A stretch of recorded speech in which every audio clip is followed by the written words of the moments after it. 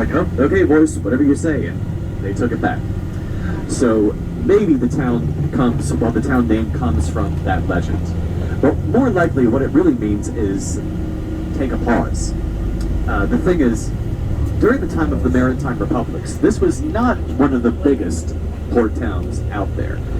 We're not too far from Naples right now.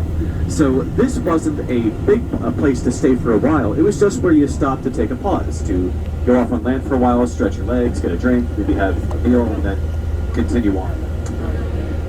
So anyway, its heyday was during the Renaissance and Baroque period.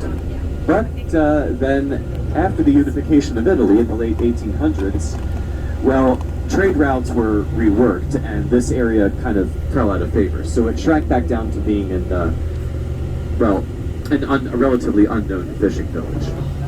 So for the first half of the 20th century, it was relatively unknown to the rest of the world.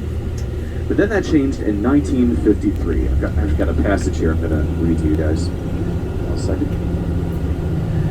In 1953, the American author John Steinbeck was staying in Rome. You know Steinbeck, author of Mice and Men and Travels with Charlie and The Grapes of Wrath. Well, he was staying in Rome, and he'd heard about Positano. So he chartered a driver to take him out here. As any rational person, he was too afraid to drive up here himself.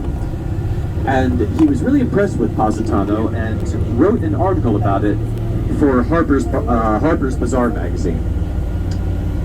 And the article contains this passage.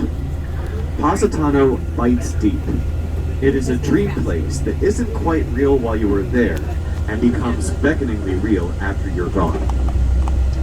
After the article ran, interest rose in this. First thing that happened is that the La Dolce Vita set from Rome started coming up here and using this as a substitute for Capri.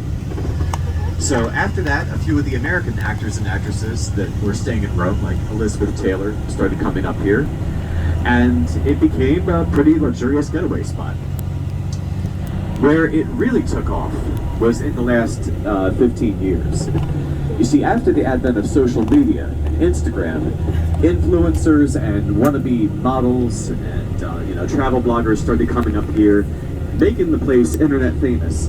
And what happened is that this became the ultimate location for a destination wedding. So